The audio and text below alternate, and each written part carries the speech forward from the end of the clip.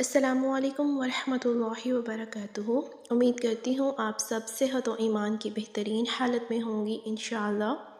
نحمدہ و نصلی علی رسولہ الکریم، اما بعد فاعوذ باللہ من الشیطان الرجیم، بسم اللہ الرحمن الرحیم۔ سورہ بقرہ آیت نمبر 88، ترجمہ بسم اللہ الرحمن الرحیم۔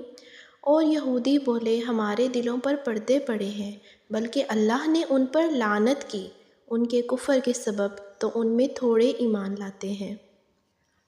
اچھا، اب یہودی اکڑ کے کہنے لگے کہ ہمارے دلوں میں پہلے ہی بہت علم ہے، ہمیں سب آتا ہے، تم کیا بتانے آئے ہو؟ ہمارے دل تو خزانے ہیں، علم کا سب کچھ ہے ہمارے پاس، ہمارے دل غلاف کے اندر بند ہیں، ہمیں تمہاری باتیں سمجھ نہیں آتی، ہمیں نصیحت مت کرو، ہم تو کچھ سننا ہی نہیں چاہتے، ہمیں نہیں ہدایت چاہیے۔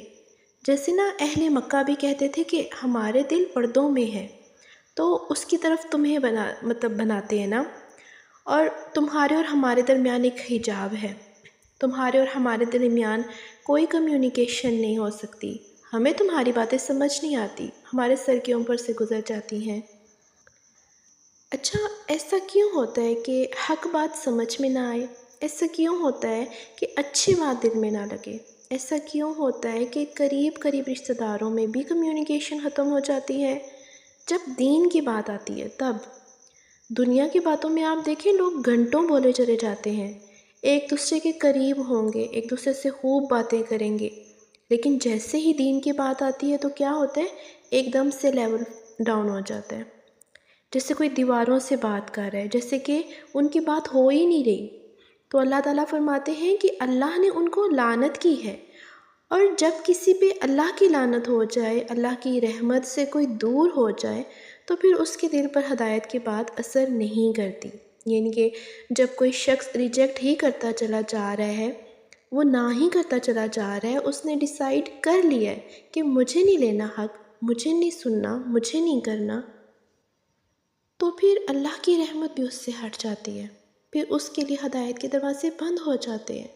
تو کتنا کم ہے کہ وہ ایمان لاتے ہیں، بہت تھوڑا ہے ان کا ایمان، کیونکہ ایمان زیادہ ہو تو کیا ہوتا ہے کہ دل کا زنگ دھل جاتا ہے۔ یاد رکھیے کہ ایمان کی ایک حرارت ہوتی ہے، جب ہم سب غلطیاں کرتے ہیں ہم سب گناہ کرتے ہیں، ہم سے گناہ ہوتے چلے جاتے ہیں، لیکن جو ایمان کی حرارت ہے اس سے سارا میل کچیل نکلتا چلا جاتا ہے۔ تو یہی وجہ ہے کہ جب آپ کسی ایسی مجلس میں ہوتے ہیں، کسی ایسی جگہ پر ہوتے ہیں، مثلا کہ آپ حج کرنے گئے ہیں، ٹھیک ہے، تو وہاں پہ ایمانی ماحول ہوتا ہے، ایمان بڑھتا ہے، تو نتیجہ کیا نکلتا ہے کہ برائیاں جو ہے وہ بری لگنے لگتی ہیں۔ اب آپ کسی اچھی مجلس میں ہیں، اچھے انسان کے ساتھ ہیں، تو آپ کو برائیوں سے نفرت ہونے لگتی ہے، لیکن جب ایمان کا لیول لو ہوتا ہے، کمزور ہوتا ہے، تو پھر اچھی باتیں بھی بری لگنے لگتی ہیں، قرآن کی باتیں بھی اچھی نہیں لگتی، دین کی باتیں بھی اچھی نہیں لگتی۔ تو پھر اللہ تعالیٰ فرماتے ہیں کہ اصل بات یہ ہے کہ بہت تھوڑا جو وہ ایمان لاتے ہیں، ان کا ایمان بہت کم ہے۔ جزاک اللہ خیر۔ السلام علیکم ورحمۃ اللہ وبرکاتہ۔